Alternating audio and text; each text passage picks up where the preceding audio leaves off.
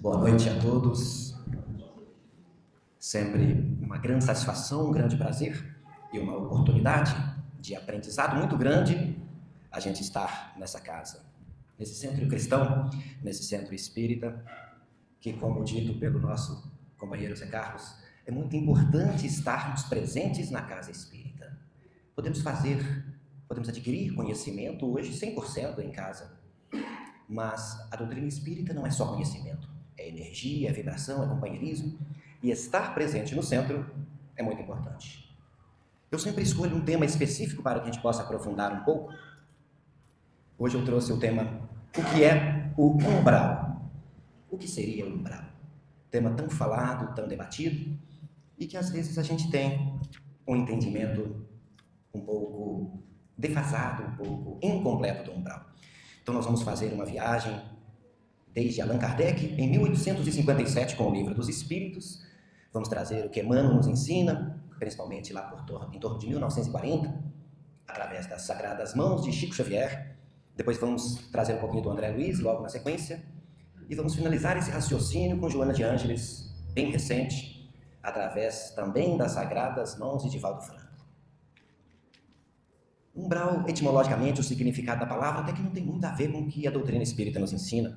Umbral acho que parece que é soleira, porta de entrada, aqueles batentes da porta, mas a doutrina espírita traz uma definição e um conhecimento diferente a respeito desse umbral.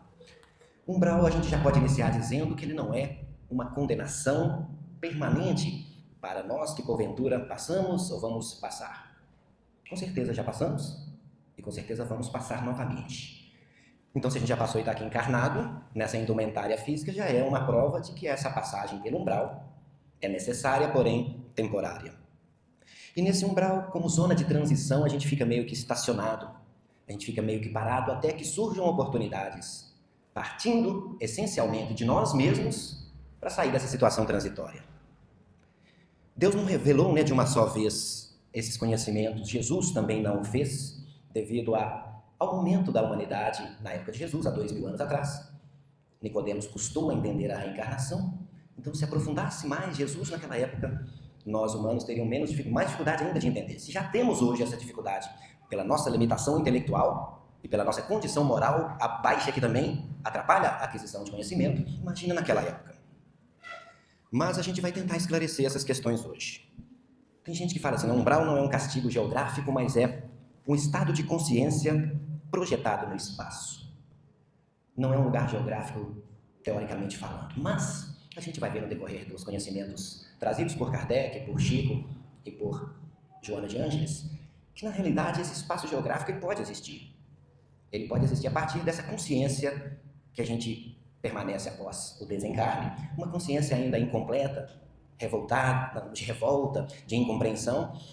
Esse estado de consciência nos faz viver nessa situação de tormento, mas ela também pode, e é muito comum, levar o espírito fora do corpo, o espírito sem o corpo físico, para um lugar geográfico de sofrimento, de tormento, de choro. Mas não necessariamente há um lugar específico para a gente se relacionar, que se relacione com o umbral. Mas vamos começar com Kardec, então, 1857, Kardec sempre trazendo essa base científica para a gente desenvolver qualquer tema sob a luz da doutrina espírita. O umbral está presente na codificação de Kardec, mas não com esse nome de umbral. Kardec usa outras terminologias que se referem a umbral, como zonas de sofrimento, regiões de perturbação, zonas de transição. O umbral a gente vai ver que ele foi trazido logo depois, essa palavra já em 1940, com Emmanuel, e logo em seguida, descrito minuciosamente nas obras de André Luiz. Mas Kardec já traz essas questões para a gente refletir. Na questão 231 do Livro dos Espíritos, Kardec pergunta aos espíritos: a erraticidade é por si mesma um estado de sofrimento para os espíritos? A erraticidade é por si mesma um estado de sofrimento para o espírito, para os espíritos? Estado de erraticidade é a condição que a gente está sem o corpo físico, no plano espiritual. E os espíritos respondem: não, isso depende do caráter dos espíritos. Isso depende do seu caráter. Os espíritos sofrem mais ou menos segundo suas paixões e apego que conservaram das coisas materiais, que conservaram e traz consigo após o desencarne. Então Kardec já traz aqui essa resposta dos espíritos, com uma pergunta muito bem elaborada por Kardec, já traz o que é essa situação de sofrimento, o que é essa situação umbralina. apego desnecessário aos bens materiais e às paixões do corpo, às paixões materiais. E como eu sempre digo em outros estudos que eu já fiz em outros lugares, quando a gente desencarna não muda nada. Se mudasse, não teriam espíritos aí que desencarnaram e não sabem que desencarnaram. Então, de uma hora para outra, naquele clique do desencarne, não muda nada. Então, se nós achamos que vamos, apesar da expansão da consciência que a gente tem sem o corpo físico, já nos tornar espíritos superiores, a gente está enganado. A nossa contabilidade divina, a nossa contabilidade individual, que está gravada lá com Deus, com nossos superiores, ela vai conosco. O que a gente fez de bom, o que a gente fez de ruim, o nosso patrimônio líquido, vamos dizer assim, está conosco. Então, se a gente tem apego demais às coisas materiais, um apego desnecessário, esse apego vai continuar conosco. Vai continuar conosco. Se a gente tem a prática do bem não habilitada, não sendo praticada, não vai ser porque desencarnamos que vamos colocar um par de asa nas costas e vamos virar anjos. A coisa não funciona assim, eu tenho certeza que todos nós já sabemos disso. O difícil é colocar em prática. A prática do bem é difícil.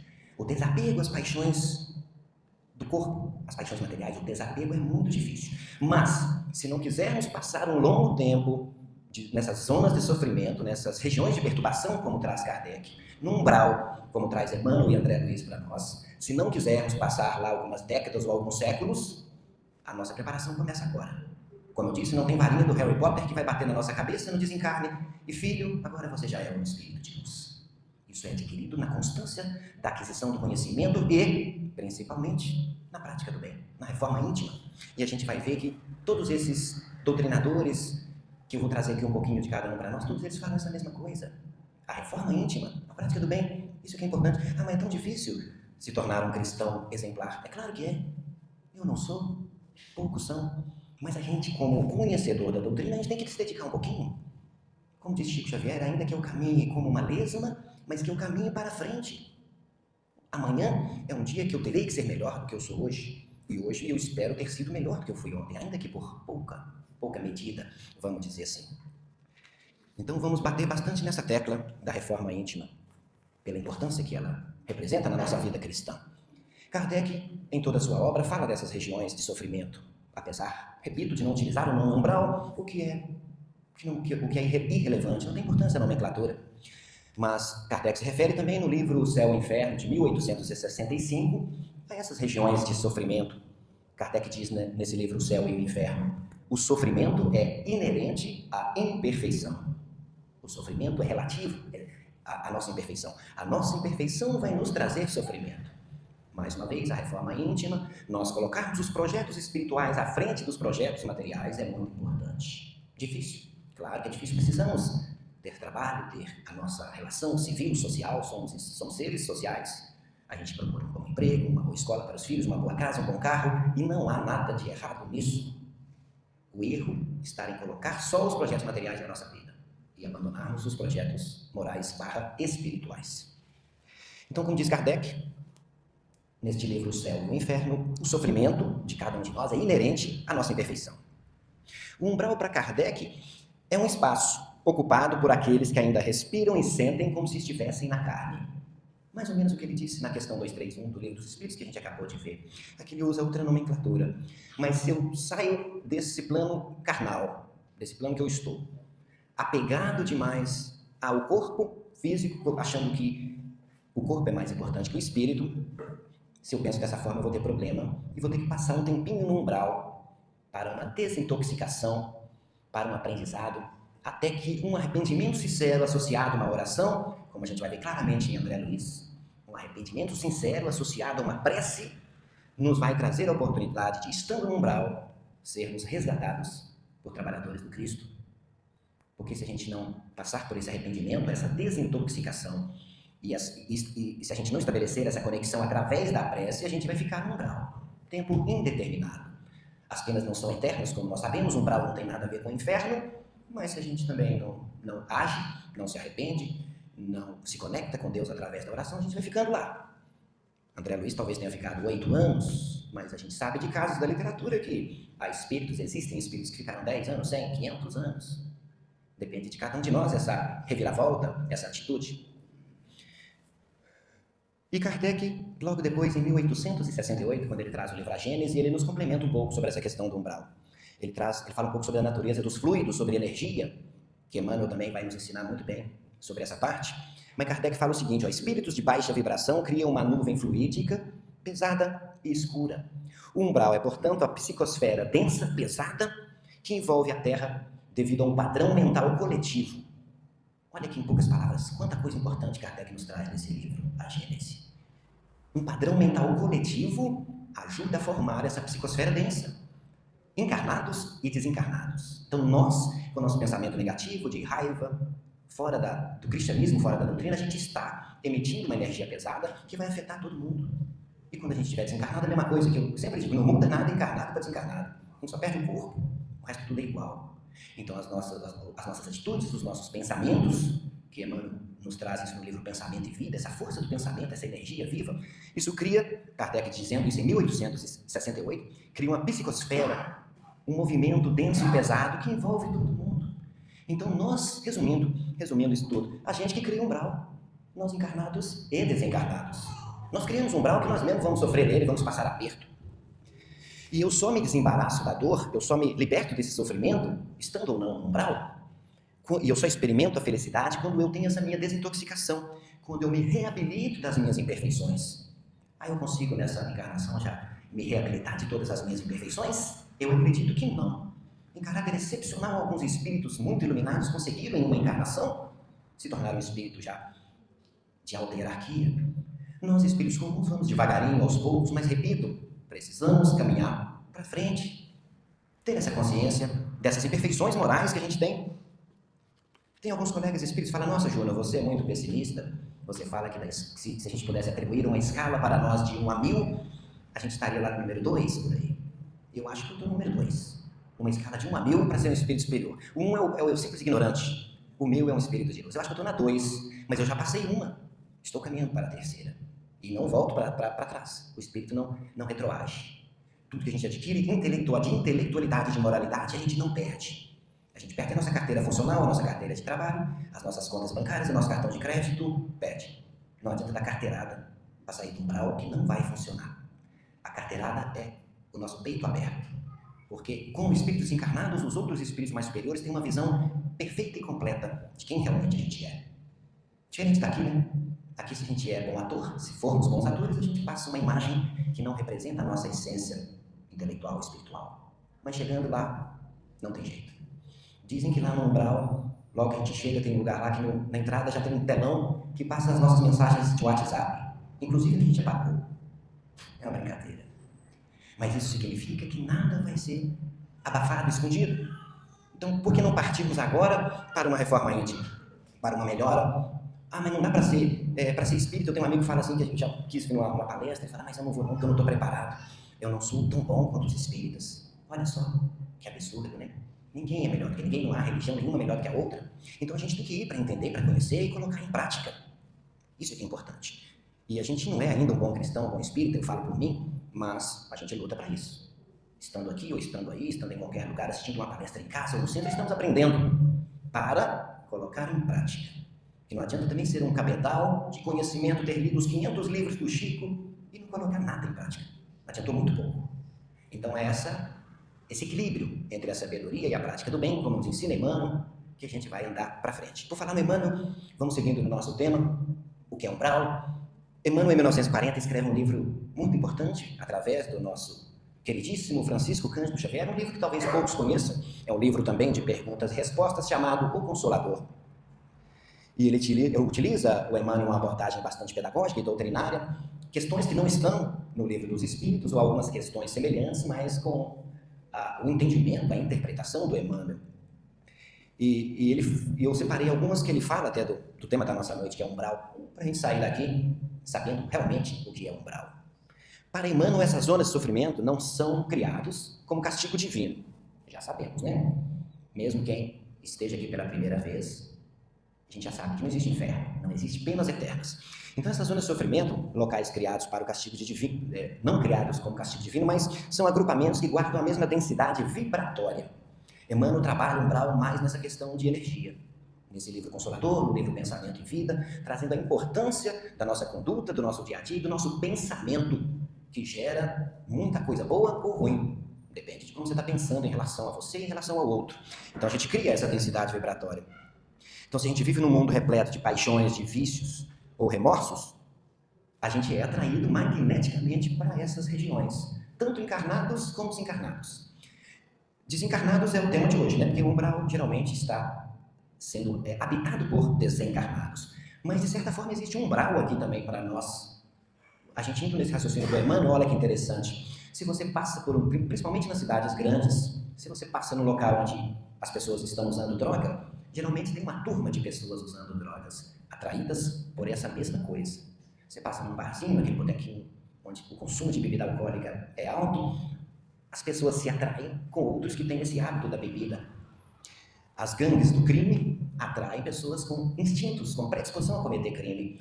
Então essa questão energética nos afeta sobremaneira como encarnados também. E como eu disse no início, desencarnando não muda nada. A gente vai ser atraído para essas pessoas que têm afinidade conosco. Se nós praticamos o bem e já estamos caminhando no entendimento doutrinário cristão espírita e principalmente já temos uma conduta cristã, nós vamos ser atraídos para lugares onde se pratica a conduta, se pratica o cristianismo. Então Emmanuel fala isso, umbral como reflexo da mente. Emmanuel também traz a definição de umbral como uma zona de triagem, uma zona de tratamento, onde o espírito expurga, retira do seu perispírito as energias pesadas e acumuladas na experiência terrestre. Olha o que Emmanuel nos traz. Energias pesadas acumuladas na existência terrestre. Desde que nós nascemos nessa existência, a gente já começa a manipular essas energias. Começa na nossa família. Se os nossos pais nos dão hábitos salutares de frequentar uma igreja, de frequentar um centro, de ter uma educação mais rígida, essa formação espiritual com esse combo magnético energético começa desde que nós saímos da erraticidade e assumimos um corpo físico. Então esse reajuste, ele muitas das vezes vai ser necessário quando a gente desencarna. Vamos passar um tempinho no umbral. E o objetivo hoje de nós esclarecermos isso é para que a gente passe menos tempo possível no umbral.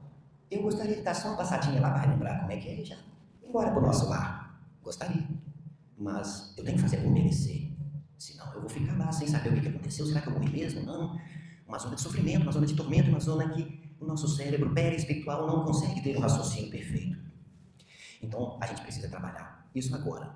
Hoje, a partir de hoje, como espíritos encarnados, com essa consciência que o corpo é só uma casca temporária e que a nossa essência é espiritual. Eu não sou Júnior Braga, eu estou Júnior Braga. Já utilizei vários nomes em vários lugares que, através do esquecimento do passado, não me recordo muito, mas pelas intuições e tendências que eu tenho, eu sei que vidas eu já tive. Então, essas intuições e tendências, essas tendências negativas que cada um de nós carrega, a gente tem que começar a trabalhar essas tendências, para que a gente tenha tendências, que a gente alimente tendências positivas. Nesse livro Consolador, Emmanuel também já nos traz mais um conhecimento sobre o umbral. Numa questão 146 desse livro, O Consolador, ao ser questionado sobre o estado da alma após a morte, Emmanuel enfatiza a importância do aparelho receptor, do nosso aparelho receptor. Quando Emmanuel fala em aparelho receptor, ele está se referindo à mente que nos acompanha, obviamente, após o desencarne. O nosso cérebro perispiritual, que vai dar as nossas coordenadas. O nosso cérebro físico, nós sabemos que vai ficar por aqui mesmo. Mas como a gente carrega a nossa individualidade, o nosso cérebro perispiritual vai nos acompanhar com as mesmas tendências, os mesmos conhecimentos e a mesma energia acumulada de quando a gente estava aqui encarnado. Então a gente vai precisar lá no umbral dessa desintoxicação para poder caminhar rumo a esferas um pouco mais elevadas e para programar a nossa próxima reencarnação. Ninguém aqui está na última encarnação, não. Eu acho. Eu acho que acabou o som.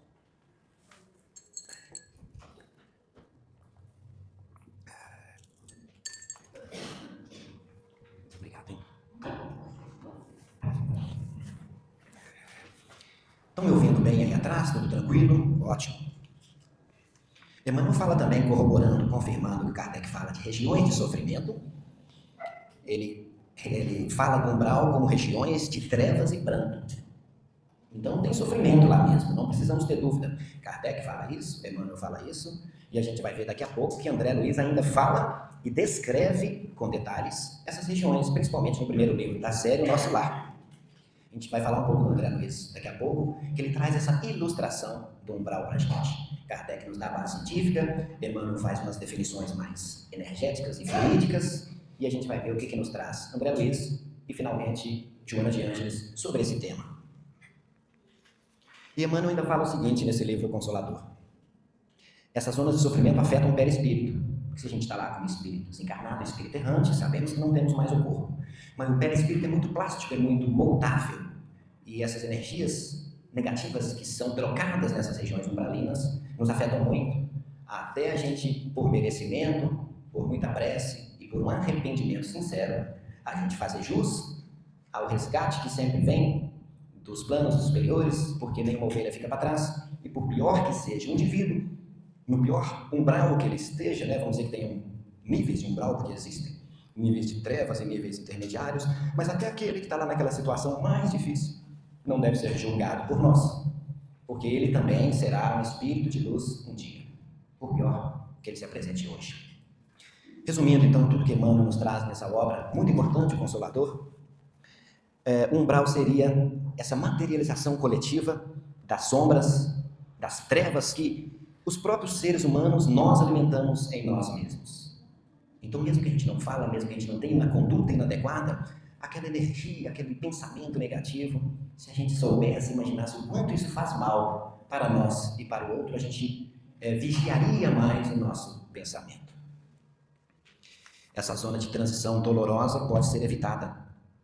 E a gente está aqui hoje no lugar certo, numa casa cristã, baseada na codificação do Kardec, que nos traz ferramentas adequadas para que a gente não passe por essas situações dolorosas. Acho que ninguém gosta de sofrer, ninguém gosta de vida ruim. Como encarnados, estamos sempre à procura do melhor para nós. Eu disse que quando a gente desencarna não muda nada, e não muda mesmo. Então, como desencarnados, a gente vai continuar procurando uma vida melhor. Mas temos que começar agora, senão a gente vai tomar uma canseira lá no umbral. A gente vai demorar bastante. Então vamos trazer um pouquinho aqui, 1943, Nosso Lar, um livro que virou filme, um livro dos mais lidos na nossa doutrina espírita. Muitas vezes já fizemos estudos sobre esse livro, e cada vez que a gente estuda esse livro, a gente aprende coisas novas, coisas diferentes, devido a essa grandeza e essa profundidade da obra de André Luiz. Dizem que ele ficou 8 anos no umbral após o seu desencarne, apesar de não ter sido aquele homem mau, aquele homem que não sabia não conhecia a religião, a doutrina cristã. Ele era uma pessoa comum, como a gente, mas passou por 8 anos no umbral para essa desintoxicação. Essa região de nevoeiro constante, que a gente precisa saber como sair dela.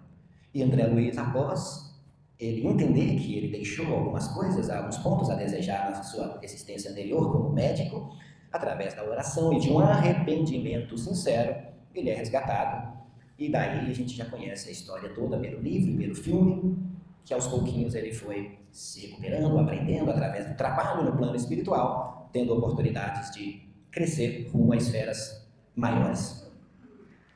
No livro seguinte da série do André Luiz, eu já até falei da prece, mas é principalmente no livro Os Mensageiros, que há casos, vários casos relatados pelo André Luiz, através do Chico, desses resgates.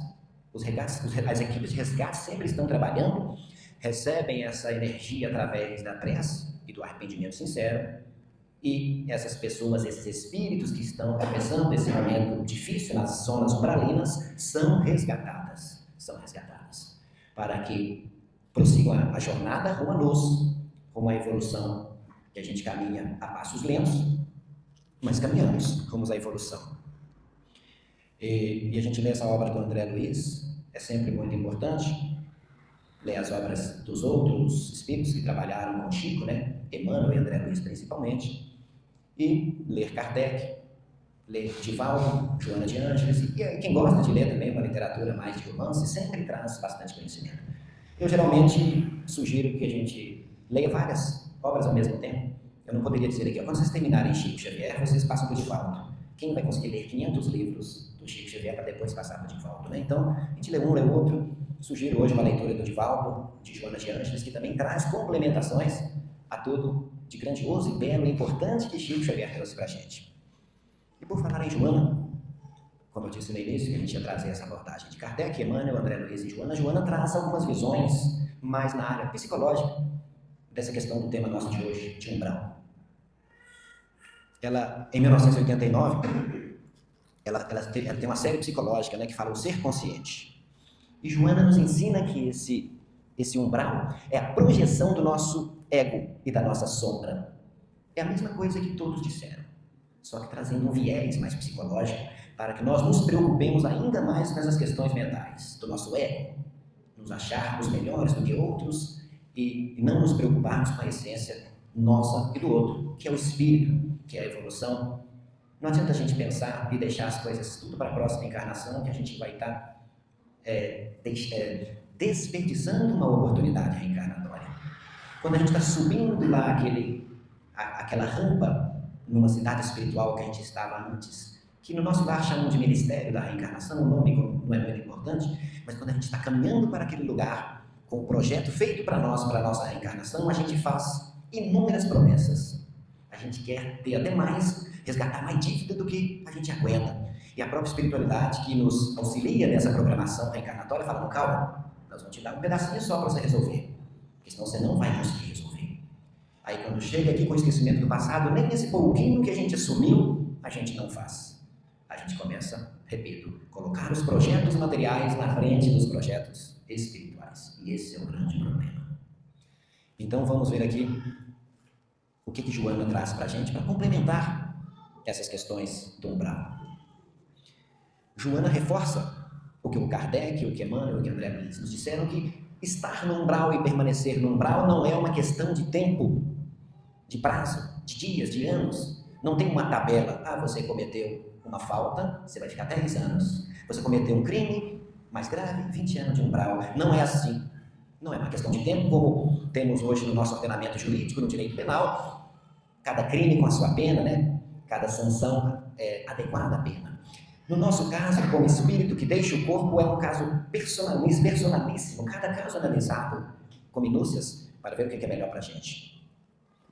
E o que nos faz, já que não é o tempo, nos libertar dessa situação trevosa, umbralina, esse quase inferno que a gente aprendeu desde criança, a gente que não era espírita, como é o meu caso, que venho da religião católica, então a gente morria de medo de queimar no fogo eterno do inferno. Hoje a gente morre de medo de ir para o umbral. Mas, o que Joana disse? Não é uma questão de tempo, é uma questão de quê? É uma questão de mental, de rebater esse ego, de entender que falemos, de que erramos e moldar esse pensamento para frente, para cima.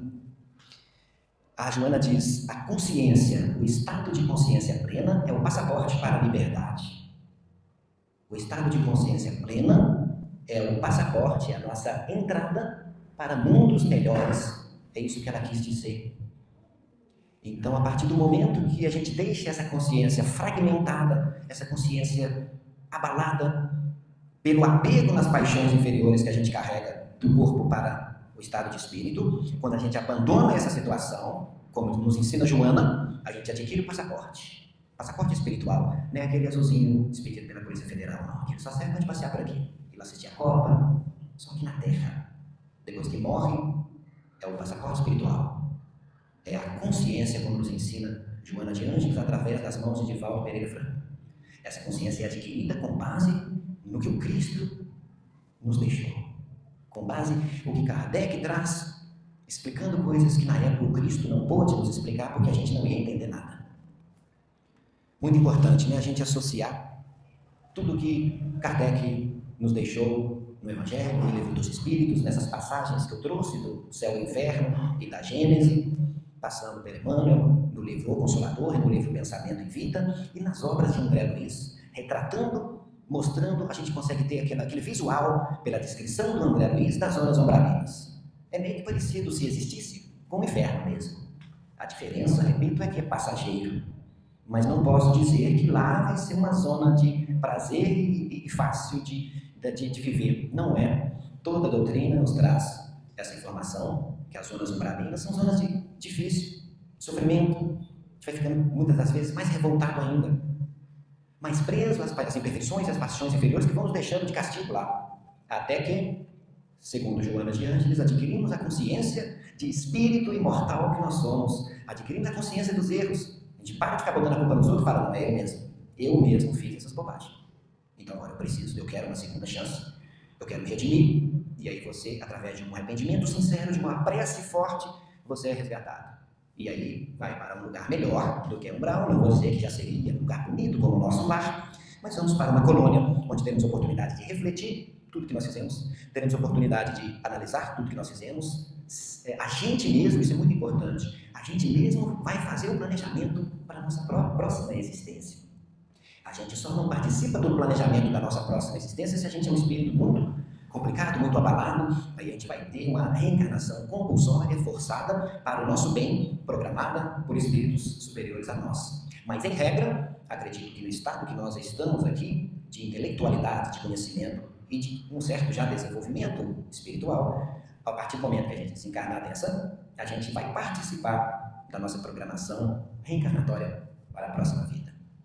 E quanto menos tempo ficarmos estacionados, perdendo tempo, sofrendo, revoltados no umbral, é muito melhor estarmos numa escola, numa cidade espiritual, trabalhando as nossas encarnações passadas, o esquecimento do passado, quando a gente está lá, ele não é tão forte quanto aqui. Aqui a gente esquece tudo mesmo. E não adianta ficar querendo fazer regressão à vida passada, que isso não vai ter muita influência prática na sua vida. Pelas tendências que cada um de nós já tem, a gente já sabe que a gente não foi bela coisa, não. Tendência a raiva, temos inveja, temos um tanto de defeito que a gente sabe que tem. Então não precisa saber as existências passadas. Nesse momento que nós estamos aqui encarnados, não vejo nenhuma necessidade. Mas, a partir do momento que somos recolhidos no umbral, a gente vai ter acesso paulatinamente, aos poucos, de acordo com a necessidade evolutiva de cada um, vamos lembrando coisas do passado, para que a espiritualidade possa projetar, programar e planejar cada um de nós no lugar que a gente deve estar. Então, já é outro raciocínio aqui para a gente levar para casa, é esse, a gente está no lugar que a gente deveria. Eu posso mudar minha vida para melhor? Pode, não deve, mas não devemos reclamar. Os pais que nos geraram, os irmãos que nós temos, os filhos que nós temos, porque isso tudo é uma programação que está acima da gente e a gente está nas condições que a gente merece estar. Aliás, até por misericórdia de Deus, a gente está em condições melhores do que a gente deveria estar. Tem um palestrante espírita que fala que a gente está no refinanciamento das nossas dívidas, porque, como eu disse, a gente quer tudo de uma vez, não, dessa eu vou pagar tudo. E a gente falha e vai para a próxima. Lá faz a mesma coisa, não pode mudar, eu aprendi. Eu quero toda a minha dívida para me resgatar numa única encarnação só. Falhamos de novo. E assim por várias vezes. E até a gente ter esse discernimento quando encarnados, porque depois que a gente vai para lá, como eu disse, a gente vai assumir. Há uma expansão de consciência do espírito, porque a gente não fica preso nessa caixa craniana do corpo. Então lá o cérebro reage, a consciência reage de uma forma mais ampla. Por isso que a gente lembra das vidas passadas, lembra de outras coisas que a gente não lembra aqui, o que é desnecessário de lembrar aqui. Aqui a gente tem que analisar as nossas tendências. Pelas tendências a gente vai saber o que a gente fez e o que a gente foi. As nossas tendências negativas. As positivas a gente vai fomentá-las, a gente vai agraciá-las e vai trabalhar. As tendências cristãs, as virtudes que o Cristo nos ensinou. Está tudo aqui com a gente. Infelizmente, algumas virtudes cristalizadas, adormecidas. Então a gente vai analisar as nossas tendências negativas e positivas e vamos fazer essa análise crítica de cada um de nós quando estamos encarnados. Eu disse tudo isso para chegar só nessa frase.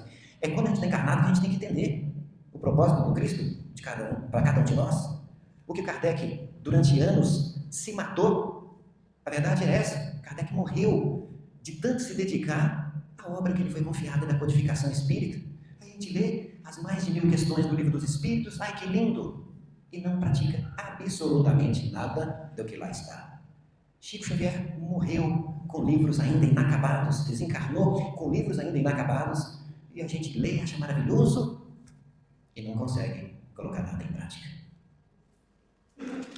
A mensagem que Joana de Ângeles traz em um dos livros dela, também de uma certa forma, resume tudo que a gente aprendeu juntos, que nós aprendemos juntos aqui nesse estudo sobre o umbral, sobre essas religiões trevosas.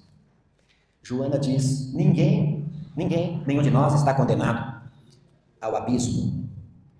A luz que buscamos fora brilha dentro de cada um de nós. O umbral termina onde começa o teu perdão e a tua vontade de servir. O umbral analisado como sofrimento. Encarnado ou desencarnado, a gente pode viver no umbral. E ele só vai terminar, a gente só vai sair fora desse umbral quando a necessidade de servir for colocada em prática, quando o perdão começar a nos abraçar e a gente colocar em prática esse perdão, enfim, quando começarmos a colocar em prática, ainda que de pouco em pouco, todos os ensinamentos de Jesus Cristo. Todos os ensinamentos de Jesus Cristo. Eu sentado ali, eu não ia falar isso hoje não, mas aí me veio uma coisa à mente. Não tem muito a ver com o tema, mas tem a ver com esse provérbio que está aqui atrás. Eu sou o caminho, a verdade e a vida. Ninguém vem ao Pai senão por mim. Está no Evangelho de João, né? Frases do nosso divino mestre, Jesus Cristo. Eu disse isso uma vez a um amigo não espírita, e ele falou assim: pai, mas isso não está certo, não? E quem nasceu, e quem viveu antes de Jesus? Que nem conhecia Jesus? Então esse está fora. Olha para você ver como é que o pensamento de uma pessoa não reencarnacionista, uma pessoa que não acredita na pluralidade das existências, como esse pensamento fica achatado e limitado. Aqui não é a imagem de Jesus que a gente tem que idolatrar, que a gente tem que adorar. É o que Jesus fez. E antes de Jesus, outros fizeram. Sócrates e Platão, como precursores do cristianismo, já falavam de um mundo sensível, de um mundo espiritual, e que a prática do bem, já que esses filósofos falaram antes do Cristo, a prática do bem é que nos leva à conexão com Deus. Então, quando Cristo fala, ninguém vem ao Pai, ninguém vai ao Pai senão por mim, Cristo está referindo ao que Ele fez. Que Cristo também não escreveu nenhuma palavra. Tudo que nós sabemos do Cristo foi escrito pelos apóstolos. Ele fez. A tua conduta, que é a nossa referência, a conduta do Cristo. E quem nasceu antes do Cristo, é claro, que terão as mesmas oportunidades. Haja vista que somos espíritos reencarnantes, temos não sei quantas, mas centenas ou milhares de existências, já tivemos oportunidades de nascer em diversos países, com diversas culturas, ricos, pobres, de raças diferentes, para que a gente aprenda que o amor do Cristo, essa fraternidade é universal, e a prática do bem é o único caminho para que a gente evolua e caminhe para frente, porque a gente precisa e quer viver bem, e entendendo que essa vida aqui é rápida demais, passa rápido demais, é temporária, nós não vamos ter a felicidade suprema e total numa existência terrestre. Daqui 100 anos, nenhum de nós que aqui está sentado, encarnado, estará aqui. Alguns, 50 anos, não estaremos aqui. A gente não sabe nem se amanhã a gente estará nesse corpo físico. É Deus que sabe, é a espiritualidade que ajudou a programar quanto tempo a gente vai ficar aqui. E de acordo com o uso que a gente faz do nosso corpo, a gente pode ter essa existência ampliada ou até diminuída, dependendo do bom uso ou mau uso que fazemos dessa casca, dessa indumentária nossa. Então vamos aproveitar esse corpo, essa oportunidade reencarnatória, essa casca física que a gente tanto cuida dela, e devemos cuidar dela mesmo, para que ela nos propicie uma evolução espiritual.